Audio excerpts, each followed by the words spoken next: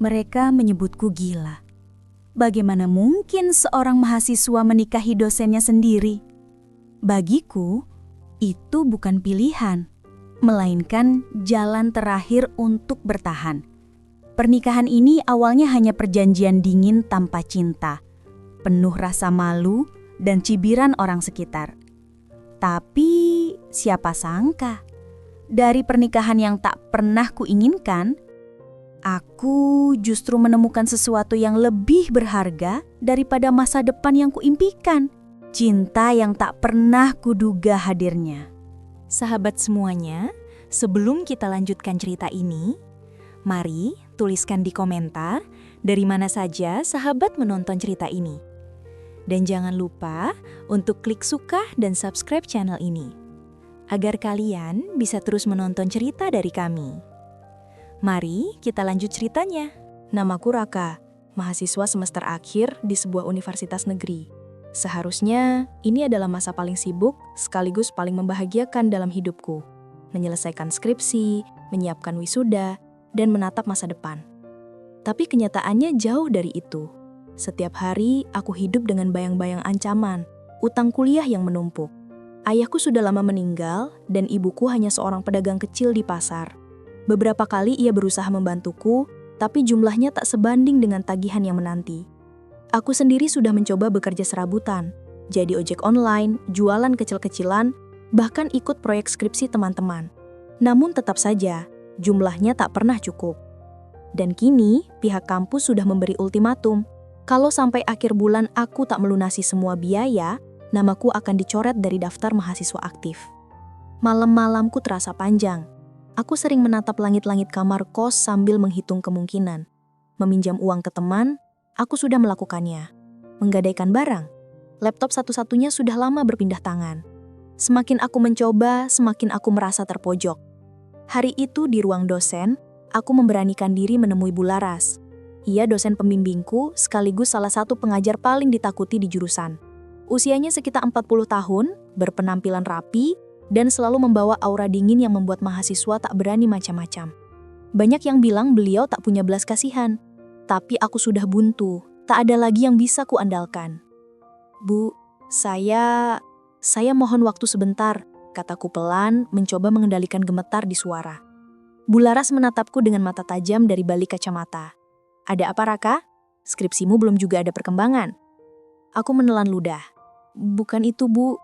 Ini soal biaya kuliah saya.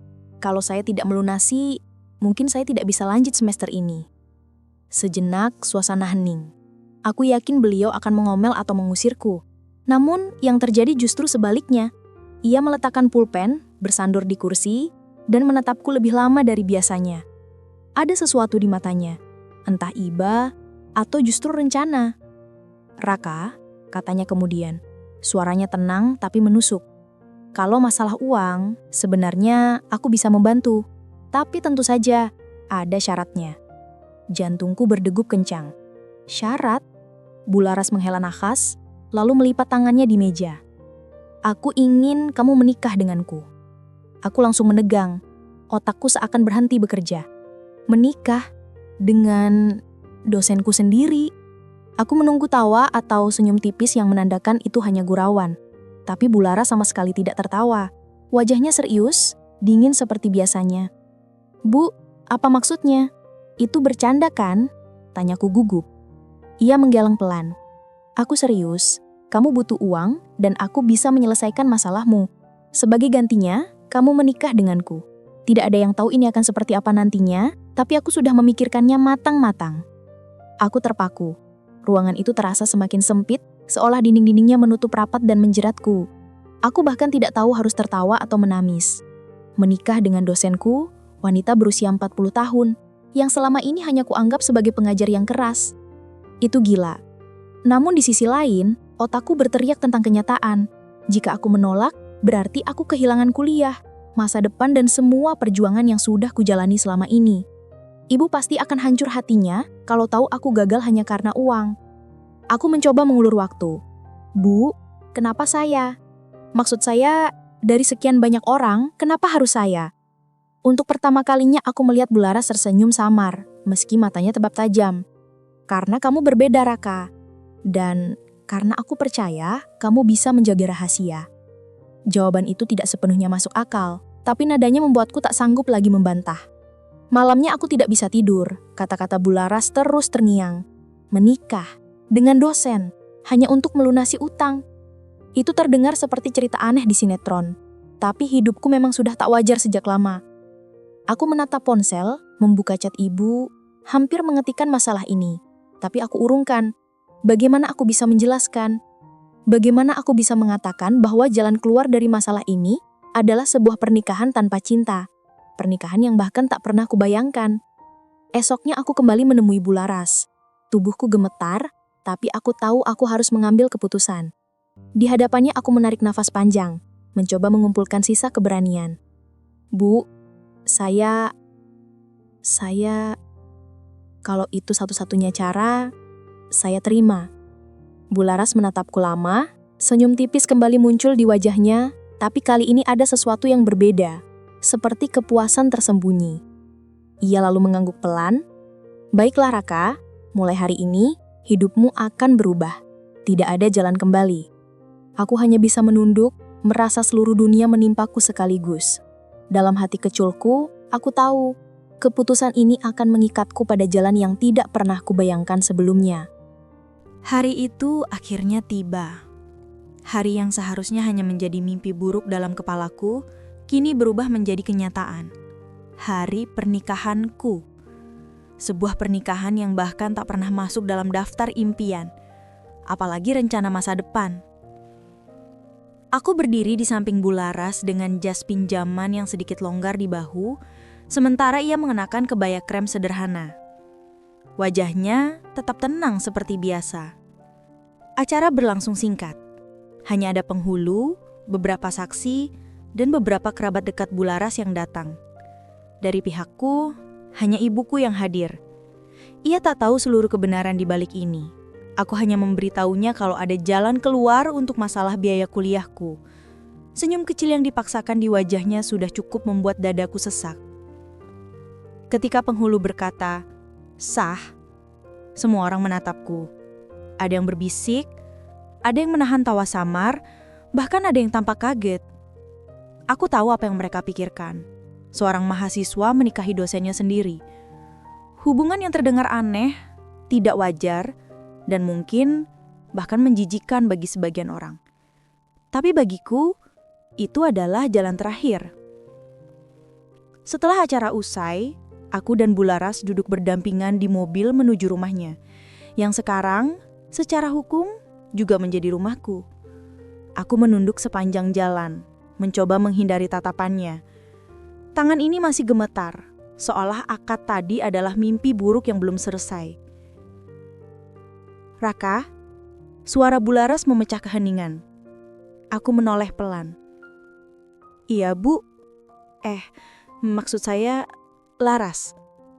Ia tersenyum samar. "Tidak perlu canggung. Kita sudah suami istri sekarang." Kalimat itu menusukku lebih dalam dari yang kubayangkan. Suami istri. Aku bahkan belum bisa menerima kata-kata itu. Dalam benakku, aku masih mahasiswa yang harus menghormati dosen, menjaga jarak, dan mematuhi segala aturannya. Kini, jarak itu hilang begitu saja. Rumah Bularas cukup besar, bergaya klasik dengan perabotan kayu tua. Ada aroma bunga melati yang samar dari vas di ruang tamu. Aku berjalan perlahan. Masih merasa asing, seolah aku tamu yang tak tahu kapan harus pulang. "Mulai hari ini, anggap rumah ini juga milikmu. Jangan sungkan. Kalau ada yang kamu butuhkan, katakan saja." Aku mengangguk tanpa berani menatap wajahnya terlalu lama. Semua ini terlalu cepat. Dalam hitungan hari, aku berubah dari mahasiswa miskin yang hampir putus kuliah menjadi seorang suami. Tapi apa benar ini bisa disebut pernikahan? Tidak ada pesta meriah, tidak ada cinta yang tumbuh, hanya sebuah ikatan perjanjian. Malamnya, setelah para tamu pulang, rumah terasa lengang. Aku duduk di kamar yang disediakan untukku. Bularas memberiku kamar sendiri, tepat di seberang kamarnya. Itu sedikit melegakan, tapi juga membuatku semakin sadar bahwa pernikahan ini tidak normal. Aku membuka koper kecilku, hanya berisi beberapa potong baju, buku catatan, dan foto kecil ibuku. Sementara itu, aku bisa mendengar langkah Bularas dari luar. Ada momen hening yang panjang sebelum akhirnya ia mengetuk pintu. "Raka, kamu sudah beristirahat?" Aku buru-buru menjawab, "Sudah, Bu." Ada jeda sebentar sebelum ia berkata, "Kamu boleh memanggilku dengan apa saja yang membuatmu nyaman, tapi jangan terus-menerus memanggilku dengan Bu di rumah. Itu terasa aneh." Aku hanya bisa menjawab lirih, "Baik." Ketika langkah kakinya menjauh, aku menatap langit-langit kamar dengan pikiran kacau. Ada perasaan aneh yang menggelayuti dada, canggung, takut, tapi juga penasaran. Karena untuk pertama kalinya aku melihat sisi berbeda dari Bularas. Bukan dosen dingin di kelas, melainkan seorang wanita biasa yang tinggal sendirian di rumah besar yang ternyata punya kelembutan dalam cara bicara. Hari-hari berikutnya terasa seperti menjalani drama yang tak ku mengerti. Bularas bersikap ramah tapi tetap menjaga jarak. Menyiapkan sarapan sederhana, menanyakan kabar kuliahku, bahkan sesekali tersenyum saat aku gugup. Semua itu membuatku bingung karena aku terbiasa melihatnya sebagai sosok tegas yang tak tersentuh. Namun tetap saja, ada jurang besar di antara kami. Jurang usia, status, dan perasaan. Aku tidak bisa begitu saja memperlakukan Bularas sebagai istriku. Setiap kali aku menatap wajahnya, yang kulihat masih sosok dosen yang berwibawa, bukan pasangan hidup. Aku merasa hidup dalam cerita yang ditulis orang lain, dan aku hanya aktor yang dipaksa memainkan peran. Malam demi malam, aku merenung di kamar bertanya-tanya, sampai kapan aku bisa menjalani ini? Apa mungkin pernikahan yang dimulai dari keterpaksaan bisa menemukan makna? Dan meski aku mencoba meyakinkan diriku sendiri bahwa semua ini hanya sementara, jauh di lubuk hati aku tahu hubungan ini akan membawaku ke arah yang tak pernah bisa kutebak. Hari-hari setelah pernikahan itu berjalan dengan cara yang aneh. Awalnya, aku pikir aku hanya akan tinggal di rumah Bularas seperti seorang tamu, menjalani status suami istri di atas kertas, lalu kembali fokus pada kuliah. Tapi semakin lama, aku mulai mengenalnya lebih dalam. Di balik ketegasan yang selalu ia tunjukkan di kampus, Bularas ternyata menyimpan sesuatu yang tak pernah kubayangkan. Kesepian. Aku sering melihatnya duduk sendirian di ruang tamu saat malam, menatap buku-buku lama, atau sekadar mendengarkan lagu-lagu lawas. Ada tatapan kosong di matanya, seolah ia membawa beban yang tak terlihat. Aku tidak berani bertanya banyak, tapi setiap kali melihatnya begitu, ada rasa iba yang merayap di dadaku. Kadang, ia berusaha menutupinya dengan senyum kecil saat aku muncul. "Kamu belum tidur juga?" tanyanya. Aku hanya bisa mengeleng, lalu berpura-pura sibuk dengan ponsel. Namun, jauh di dalam hati, aku mulai bertanya-tanya, siapa sebenarnya Bularas di balik sosok dosen dingin itu? Semakin hari, aku semakin terbiasa dengan kehadirannya.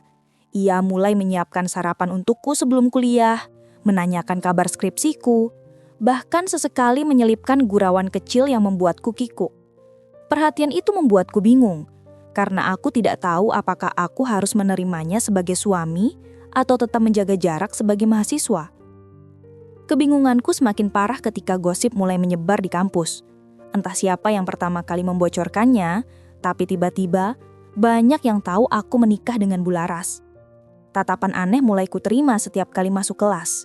Ada yang berbisik sambil menahan tawa. Ada yang terang-terangan melontarkan komentar. Itu kan suaminya Bularas," bisik salah satu teman ketika aku lewat di koridor. "Pantesan, skripsinya nggak kelar-kelar, dosennya sendiri aja jadi istri," saut yang lain sambil tertawa. Aku mencoba menahan diri, berpura-pura tidak peduli. Tapi setiap kata yang mereka lontarkan seperti duri yang menusuk. Rasanya ingin berteriak, ingin menjelaskan bahwa semua ini bukan karena aku mencari jalan pintas. Tapi siapa yang akan percaya? Bagiku, membela diri hanya akan membuat gosip makin panas. Pernah suatu hari, sahabatku sendiri Adi menepuk bahuku dengan tatapan campur aduk. "Rak, Gue nggak nyangka lo bisa sejauh ini. Lo serius nikahin Bularas, gosen kita itu. Aku hanya diam, mencoba tersenyum hambar.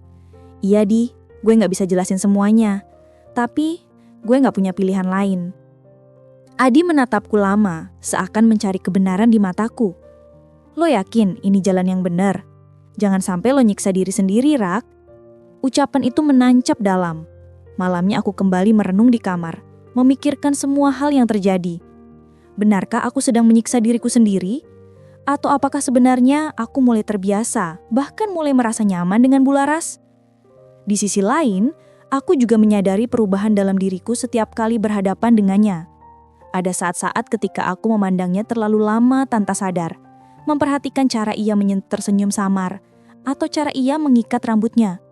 Dan di detik itu, aku bertanya-tanya, apakah aku sedang jatuh cinta, atau hanya terjebak dalam rasa iba yang bercampur kewajiban? Puncaknya suatu malam aku pulang lebih larut dari biasanya, karena mengerjakan revisi di kampus. Aku membuka pintu rumah, dan menemukan Bularas tertidur di sofa dengan televisi masih menyala. Ia tampak lelah, wajahnya tanpa riasan terlihat lebih polos, berbeda jauh dari sosok dosen yang biasanya aku temui di kelas. Entah kenapa, dadaku bergetar. Ada dorongan aneh yang membuatku berdiri di sana lebih lama, hanya untuk menatapnya. Aku ingin menutupinya dengan selimut, aku ingin memastikan ia tidur dengan nyaman. Tapi aku menahan diri, takut ia terbangun dan salah paham. Aku kembali ke kamar dengan kepala penuh tanda tanya. Apa yang sedang terjadi padaku? Mengapa aku peduli sejauh itu? Sementara itu, tekanan dari luar semakin menjadi. Gosip di kampus makin liar. Bahkan ada yang berani mengatakan aku hanya numpang hidup, mencari keuntungan dari pernikahan ini. Aku benar-benar tersudut. Di sisi lain, aku ingin berteriak pada dunia bahwa mereka salah, bahwa aku tidak serendah itu. Di sisi lain, aku mulai menyadari ada sesuatu dalam diriku yang berubah. Bularas bukan hanya sosok yang membantuku keluar dari masalah, ia juga perlahan mengisi ruang kosong dalam hatiku. Namun, perasaan itu justru membuatku makin bingung. Apakah aku benar-benar mencintainya? Atau aku hanya terikat karena status pernikahan ini? Malam itu aku berdiri di depan cermin, menatap wajahku sendiri yang tampak lelah. Raka, gumamku lirih. Kamu ini sebenarnya apa? Suami yang baik? Atau cuma mahasiswa yang terjebak dalam perjanjian? Dan untuk pertama kalinya sejak pernikahan itu, aku benar-benar merasa hampir meledak. Antara kewajiban dan perasaan, aku terjebak dalam labirin yang tidak ku tahu jalan keluarnya. Aku pikir pernikahan ini akan terus berjalan hambar. Aku sudah terbiasa tidur di kamar sendiri, makan bersama Bularas dengan percakapan seadanya, dan menjalani hari seperti dua orang asing yang kebetulan tinggal serumah. Tidak ada keintiman, tidak ada percikan romantis. Namun malam itu segalanya berubah. Hujan turun deras sejak sore, membuat udara rumah menjadi dingin. Aku baru selesai menutup buku catatan ketika terdengar ketukan pelan di pintu kamarku. Degup jantungku langsung meningkat. Jam sudah lewat 10 malam. Jarang sekali Bularas mendatangiku di jam seperti ini. Raka, suaranya terdengar dari balik pintu. Tenang, tapi berbeda dari biasanya. Aku buru-buru berdiri dan membuka pintu. Ia berdiri di sana dengan daster sederhana, wajah tanpa riasan, rambutnya tergerai. Untuk pertama kalinya aku melihatnya begitu manusiawi. Bukan dosen tegas, bukan sosok dingin, melainkan seorang wanita biasa. "Kamu sibuk?" tanyanya. Aku menggeleng. "Tidak, Bu. Maksud saya, tidak." Ia tersenyum tipis lalu masuk, duduk di tepi ranjangku. Aku masih berdiri kaku di samping meja belajar, tidak tahu harus berbuat apa. "Aku ingin bicara," katanya pelan. Aku mengangguk, mencoba terlihat tenang, tapi dalam hati aku sudah membayangkan hal-hal yang tak berani kusebutkan. Apakah ini saatnya? Malam pertama yang selama ini ditunda-tunda? Aku menelan ludah. Tubuhku tegang, sementara pikiranku campur aduk. Namun yang keluar dari mulutnya justru jauh lebih mengejutkan. "Raka," ia menatapku dalam-dalam. "Aku menikahimu bukan hanya karena uang. Ada alasan lain." Aku terpaku. "Alasan lain?" Bularas menarik napas panjang. "Selama bertahun-tahun aku hidup sendiri. Bukan karena tidak ada yang mau, tapi karena aku menutup diri. Ada luka masa lalu yang membuatku takut membuka hati. Tapi sejak pertama kali aku mengenalmu di kelas, entah kenapa ada sesuatu yang berbeda. Kamu membuatku merasa hidup kembali." Kata-katanya membuat dadaku bergetar. Aku benar-benar tidak menyangka. Selama ini aku mengira pernikahan ini hanyalah transaksi dingin. Aku mendapat kesempatan menyelesaikan kuliah, ia mendapat sesuatu yang entah apa. Tapi ternyata di balik semua itu ada perasaan yang ia simpan diam-diam.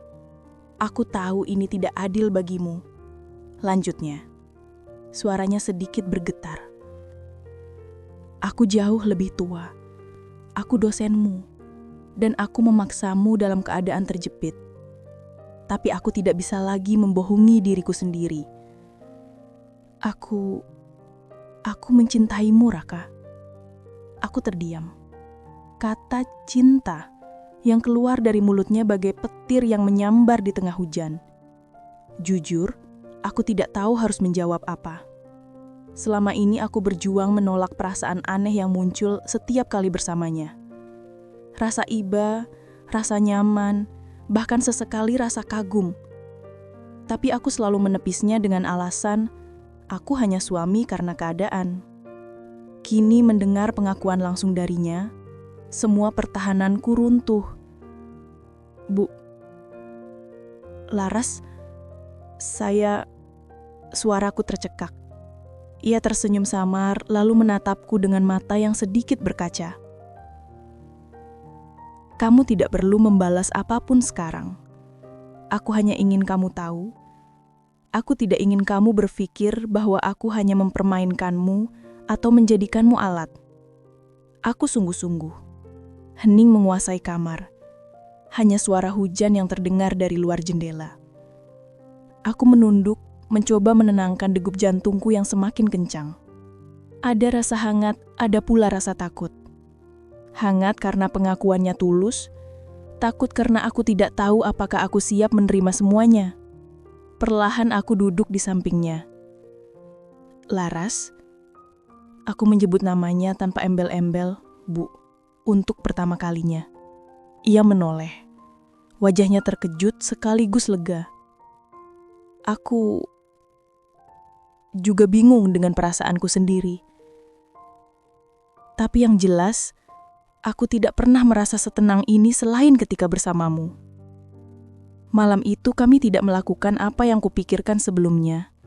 Tidak ada kedekatan fisik, tidak ada hal-hal yang sering orang sebut sebagai malam pertama.